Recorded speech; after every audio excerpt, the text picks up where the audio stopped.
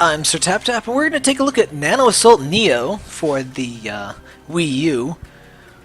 This is a pretty cheap little downloadable game.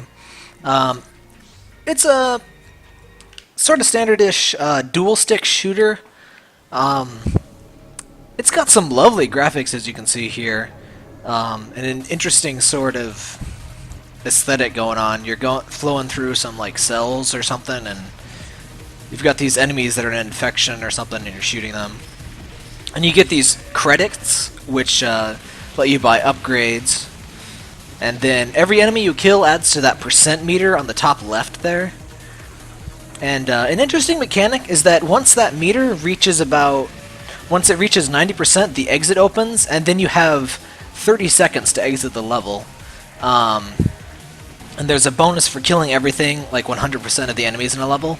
So that's kind of an interesting way to make, it makes the final seconds really intense if you really want to maximize your score, but it doesn't add too much difficulty if all you're trying to do is just burn through to the end of the level. It actually builds up some interesting strategies, because if you want to get 100% of the enemies, what you really want to do is target the big enemies like this, and then leave the little enemies like the purple ones there alone until the very end, because that way it's a lot easier to get 100%. And in addition, the bigger enemies are more likely to drop credits. The little enemies very rarely drop credits, and enemies drop some power-ups, of course. This game has options, a lot like Gradius and, typical shoot-'em-up stuff. They're little satellites that fly around your ship and shoot. By default, they shoot in the same direction as your ship. There's actually a cool little system that lets you customize where your options will shoot. There is a satellite. Unfortunately, the option to customize your satellites is on the gamepad, and I can't currently show you what the gamepad looks like. One thing to note, the interface is a little awkward if you want to customize where your satellites aim, because you got to use the touchpad. You can't pause the game and then control it. You have to touch your satellite, which then pauses the game, which, not a huge deal, but it can cost you a life in tense situations, so you gotta wait for a safer situation before you start tinkering with the satellite setup. There are also sub-weapons like this. The Garen Q is sort of a short-range weapon, and then there's a Seeker, which is what it sounds like. It's homing missiles, basically. And these use up that gauge you see on the right there. They're good for maybe 10 uses, I would estimate. Mostly useful against big enemies. There's a third weapon, which is sort of like a grenade, and it's not very useful. Honestly, the sub-weapons, the only one I ever use, or ever want to use, is the Seeker missiles one. So I would have appreciated better, like, there's a decent variety of sub-weapons, but the problem is most of them aren't very useful. Like, the Garen Q here is short range only, which is good against certain enemies but not others. The Seeker is useful about just about everything, and the grenade is just very slow, so it's not useful at all in my opinion. Because, I mean, it's pretty hard to hit stuff with it, and the amount of damage it does isn't significantly better than the others. As you can see, the camera angle gets kind of weird. It's not so bad in these early levels, but in certain later levels, the camera angle really works against you in an annoying way. There's actually one level where you see like this bright star in the distance, and you get this huge full-screen bloom effect, which practically blinds you at certain angles.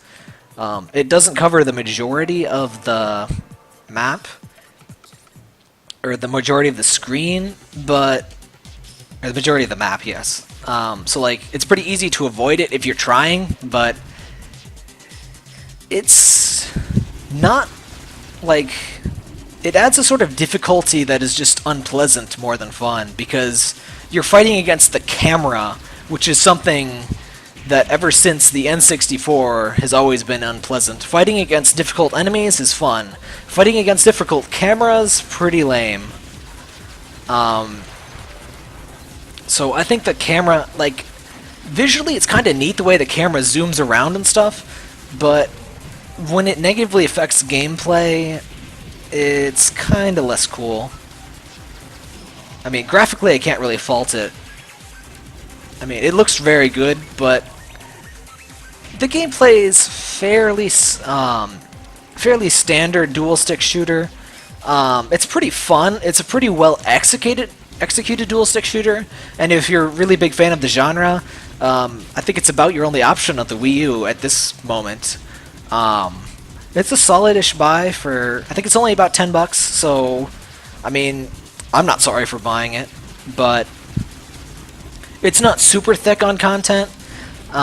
It has 4 clusters of 4 levels, 3 normal levels like this, and then a boss level, which I will show you in a moment here. And then it has arcade mode. I forget what arcade mode is. I didn't really play that. I think it's just maybe all the levels until you die. And then there's survival, which is like random-ish levels until you die.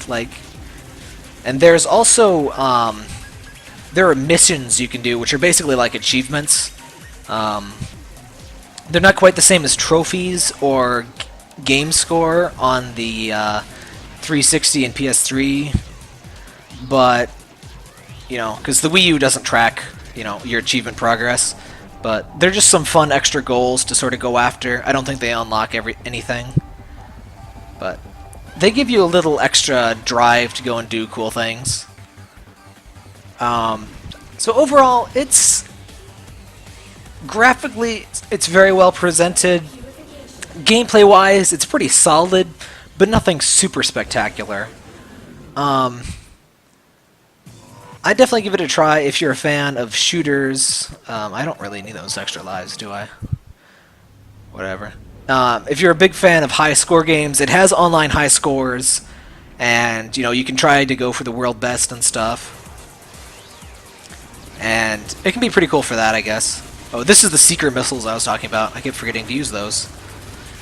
The boss fights I actually really like. One thing that is missing, in my opinion, is a boss rush sort of thing. Because, frankly, I would prefer if I could skip straight to the bosses. This one's pretty easy, of course. He's the first boss. But you don't get to try out the bosses too much. And an annoying thing to me, when you complete a cluster of 4 levels, like I just did now, the game's over. You approach each cluster separately. So, you know, and then you unlock them, which gives you a good feeling of progress, because, you know, once you unlock Zeta cluster, you know, you have it forever. But then it makes the extra lives you gained in the last cluster pretty useless. You can also play with 2 players. I haven't done that. Here are the missions I was telling you about. They're nothing super amazing, but, you know, they're just little goals you can try and complete. You know, there's one for using most of the different kinds of modes, or gathering lots of points, or credits. Nothing super ridiculous. It does let you switch to gamepad only mode, which blanks out the TV, as you just saw. That's pretty nice if you want to play only on the gamepad. The game works just fine, gamepad only.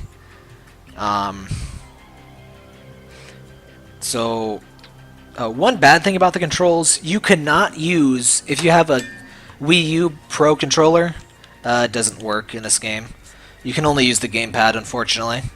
Which is a shame, because the dual-stick shooter aspect of it works just fine without the gamepad.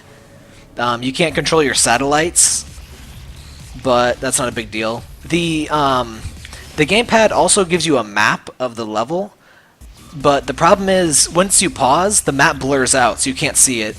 Like, the map shows you the enemies on the current face of the map.